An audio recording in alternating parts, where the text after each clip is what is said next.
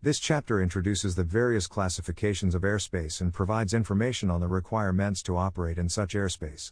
For further information, consult the Pilot's Handbook of Aeronautical Information, the Aeronautical Information Manual, AIM, and Title 14 of the Code of Federal Regula tions, 14 CFR, Parts 71, 73, and 91.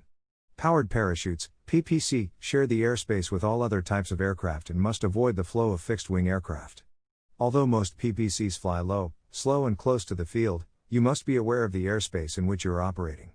Each type of airspace has communication, equipment, visibility and cloud clearance requirements, and therefore may require additional pilot training with logbook endorsements. Some airspace may not be accessible, Class A, while other airspace, Class B and Class C, may not be prudent for PPC operation. Knowing the types of airspace and their requirements is necessary for safe and proper PPC operations. The two categories of airspace are regulatory and non-regulatory. Within these two categories, there are four types: controlled, uncontrolled, special use, and other airspace. Each type of airspace may have different minimum pilot certification, equipment, visibility and cloud clearance, and entry requirements. Figure 8.1 presents a profile view of the dimensions of various airspace classes. Figure 8.2 provides the basic weather minimums for operating in the different airspace classes. Figure 8.3 lists the operational and equipment requirements. Refer to these figures as you review this chapter. Controlled airspace. Controlled airspace is a generic term that covers the different classifications of airspace and define dimensions within which air traffic control service is provided in accordance with the airspace classification. Controlled airspace consists of Class A, Class B, Class C, Class D, and Class E. Class A airspace. Class A airspace is generally the airspace from 18,000 feet mean sea level, MSL, up to and including 60,000 feet, FL 600, including the airspace overlying the waters within 12 nautical miles, NM, of the coast of the 48 contiguous states and Alaska. Unless otherwise authorized, all operation in Class A airspace will be conducted under Instrument Flight Rules, IFR. It is not likely PPCs will be operated in Class A airspace. Class B airspace. Class B airspace is generally the airspace from the surface to 10,000 feet MSL surrounding the nation's busiest airports. The configuration of Class B airspace is individually tailored to the needs of a particular area and consists of a surface area and two or more layers. Some Class B airspace resembles an upside-down wedding cake. At least a private pilot certificate is required to operate in Class B airspace, however, there is an exception to this requirement. Student pilots, recreational pilots, and sport pilots may operate in the airspace if they have received training and a logbook endorsement by an authorized flight instructor in accordance with 14 CFR Part 61. With proper communication equipment, a Mode C transponder, a device that transmits your exact position and altitude, pilot certification and endorsements as required, and an air traffic control, ATC clearance, a powered parachute may operate in Class B airspace. Due to large jets and congested traffic operating in Class B airspace, powered parachute operations may not be advised. When associated with Class B airspace and within 30 nautical miles of the primary airport, aircraft must be equipped with a Mode C transponder. This requirement must be complied with even if there is no intent to enter the Class B airspace. Class C airspace. Class C airspace generally surrounds those airports having an operational control tower, are serviced by a radar approach control, and with a certain number of instrument flight, IFR, operations or passenger enplanements. This airspace is charted in mean sea level feet. Although the configuration of each Class C airspace is individually tailored, the airspace USU Ally consists of a 5 nautical miles radius core surface area that extends from the surface up to 4,000 feet above the airport elevation, and a 10 nautical miles radius shelf area that extends no lower than 1,200 feet up to 4,000 feet above the airport elevation. Though not requiring regulatory action, Class C airspace areas have a procedural outer area. Normally this area is 20 nautical miles from the primary Class C airspace airport. Within the outer area, pilots are encouraged to participate, but it is not a VFR requirement. With proper communication equipment, a Mode C transponder, endorsements as required, and two-way communications established, a powered parachute may operate in Class C airspace, though it may still not be advisable. A Mode C transponder is also required for overflying the Class C airspace. Class D airspace. Class D airspace is for smaller airports operating with a control tower and generally extends from the surface to 2,500 feet above the airport elevation surrounding those airports that have an operational control tower. The configuration of Class D airspace will be tailored to meet the operational needs of the area. At many Class D airports, the airspace is configured as a circle with a 4 nautical mile radius around the primary airport. Some are keyhole-shaped.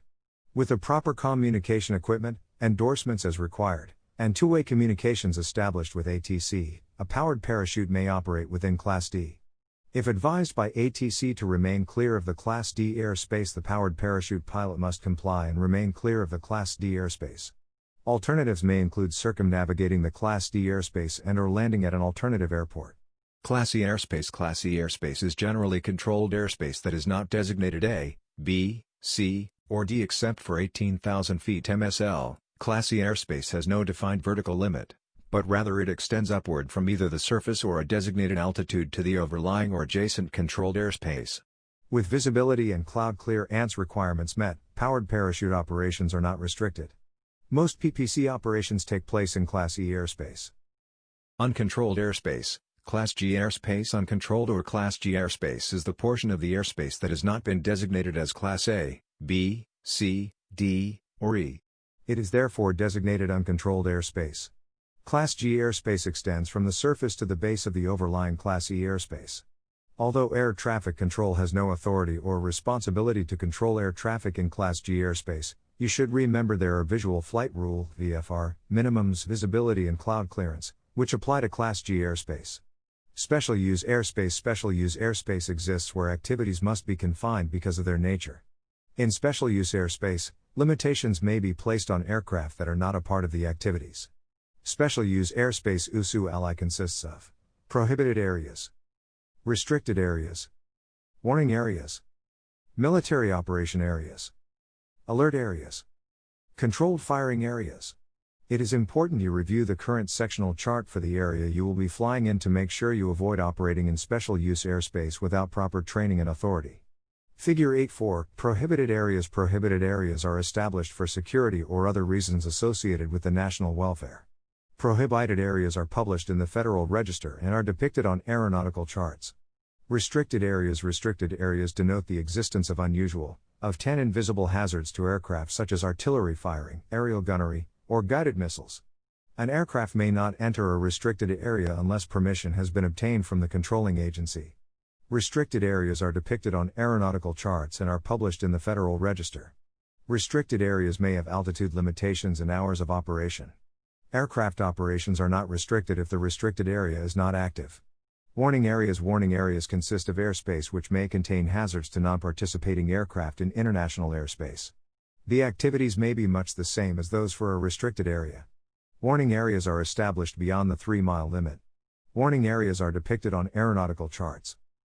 Military operation areas. Military operation areas, MOA, consist of airspace of defined vertical and lateral limits established for the purpose of separating certain military training activity from IFR traffic. There is no restriction against a pilot operating VFR in these areas. However, a pilot should be alert since training activities may include acrobatic and abrupt maneuvers. MOAs are depicted on aeronautical charts. MOAs may have altitude limitations and hours of operation. Alert areas. Alert areas are depicted on aeronautical charts and advise pilots that a high volume of pilot training or unusual aerial activity is taking place. You should be particularly vigilant while flying in this airspace due to the high volume of training activities.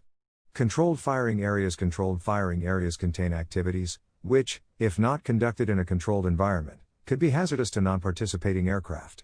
The difference between controlled firing areas and other special use airspace is that activities must be suspended when a spotter aircraft, radar, or ground lookout position indicates an aircraft might be approaching the area. Other airspace areas. Other airspace areas is a general term referring to the majority of the remaining airspace. It includes airport advisory areas, military training routes (MTR), temporary flight restrictions (TFRs), parachute jump areas, published VFR routes, terminal radar service areas, national security areas, flights over charted U.S. wildlife refuges, parks, and forest service areas.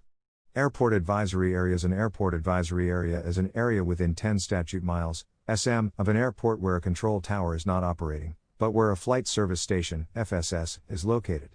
At these locations, the FSS provides advisory service to arriving and departing aircraft.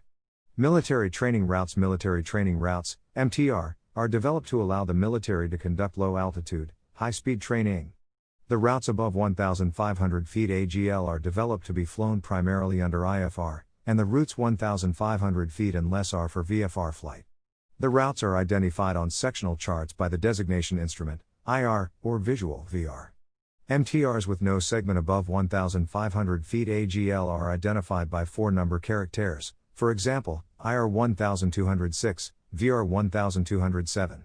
MTRs that include one or more segments above 1,500 feet AGL are identified by 3 number characters, for example, IR 206, VR 207. Temporary flight restrictions and FDC Notice to Airmen (NOTAM) will be issued to designate a temporary flight restriction, TFR.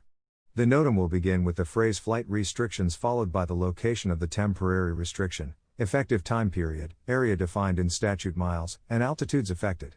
The NOTAM will also contain the FAA coordination facility and telephone number, the reason for the restriction, and any other information deemed appropriate. You should check the NOTAMs as part of flight planning. Flight Service, 1-800-WX Brief, can advise you on current TFRs. Some of the purposes for establishing a temporary restriction are: protect persons and property in the air or on the surface from an existing or imminent hazard. Provide a safe environment for the operation of disaster relief aircraft. Prevent an unsafe congestion of sightseeing aircraft above an incident or event, which may generate a high degree of public interest. Protect declared national disasters for humanitarian reasons in the state of Hawaii. Protect the President, Vice President, or other public figures. Provide a safe environment for space agency operations. Parachute jump areas. Parachute jump areas are published in the airport/facility directory. Sites that are used frequently are depicted on sectional charts. Published VFR routes. Published VFR routes are for transitioning around, under, or through some complex airspace. Terms such as VFR flyway, VFR corridor, Class B airspace, VFR transition route, and terminal area VFR route have been applied to such routes. These routes are Gen-Air Ally found on VFR terminal area planning charts. Terminal radar service areas. Terminal radar service areas, TRSA, are areas where participating pilots can receive additional radar services. The purpose of the service is to provide separation between all IFR operations and participating VFR aircraft. The primary airports within the TRSA becomes Class D airspace. The remaining portion of the TRSA overlays other controlled airspace, which is normally Class E airspace beginning at 700 or 1,200 feet and established to transition to / from the en route terminal environment. TRSAs are depicted on VFR sectional charts and terminal area charts with a solid black line and altitudes for each segment. The Class D portion is charted with a blue segmented line. Participation in TRSA services is voluntary, however, pilots operating under VFR are encouraged to contact the Radar Approach Control and take advantage of TRSA service. National Security Areas. National Security Areas consist of airspace of defined vertical and lateral dimensions established at locations where there is a requirement for increased security and safety of ground facilities. Pilots are requested to voluntarily avoid flying through these depicted areas. When necessary, flight may be temporarily prohibited. National Security Areas can be changed to TFRs with very little notice. Check the status of the airspace with the FSS before flying through a national security area. Flight over charted U.S. wildlife refuges, parks, and forest service areas. The landing of aircraft is prohibited on lands or waters administered by the National Park Service, U.S. Fish and Wildlife Service, or U.S. Forest Service without authorization from the respective agency. Exceptions include: 1. When forced to land due to an emergency beyond the control of the operator, 2. At officially designated landing sites, or 3. An approved official business of the federal government. Pilots are requested to maintain a minimum altitude of 2,000 feet above the surface of the following: national parks, monuments, shores, lakeshores, recreation areas and scenic riverways administered by the National Park Service, national wildlife refuges, big game refuges, game ranges and wildlife ranges administered by the U.S. Fish and Wildlife Service, and wilderness and primitive areas administered by the U.S. Forest Service. Powered parachute operations. PPC pre-flight planning should include a review of the airspace that will be flown. A local flight may be close to the field and include only Class G and Class E airspace. Minimum visibility and cloud clearance may be the only requirements for both the pilot and the powered parachute. If you will be flying through controlled airspace, you must determine if the PPC meets all of the equipment requirements of that airspace. Figure 8.3, you must also review your qualifications to determine if you meet the minimum pilot requirements of the airspace. If you or the PPC do not meet the minimum aircraft and/or pilot requirements of the airspace, then the pre-flight planning should include a course around the airspace. Extra time and fuel will be required for the circumnavigation and should be taken into consideration prior to departure. With proper pre-flight planning, transition or circumnavigation of the controlled airspace should not be a problem for the pilot or the powered parachute. PPC and air traffic control in uncontrolled airspace separation from other aircraft is the responsibility of the pilot. Separation from higher speed traffic may require flight paths different than faster traffic. The PPC pilot may be asked to expedite or deviate from a traditional course. The PPC pilot must work with ATC in advising of the airspeed limitations and surface wind speed and direction limitations. Safe operation in controlled airspace requires that the controller understand the limits of the powered parachute. In uncontrolled airspace, the responsibility for separation from other aircraft is the responsibility of the pilot. The PPC pilot must be aware that the pilot of the other aircraft may not understand the requirements and/or limitations of the PPC. In operations at uncontrolled airports, 14 CFR Part 91 requires that PPCs avoid the flow of fixed-wing aircraft. Regardless of the airspace, see and avoid is a key element of flying in a PPC. The slow speed of the PPC allows it to be overtaken by higher performance aircraft quickly. Vigilance and proper scanning techniques are extremely important in all airspace, particularly when operating around non-towered airports. Navigating the airspace, knowledge of airspace dimensions, requirements to enter the airspace and geographical location of the airspace is the responsibility of all pilots.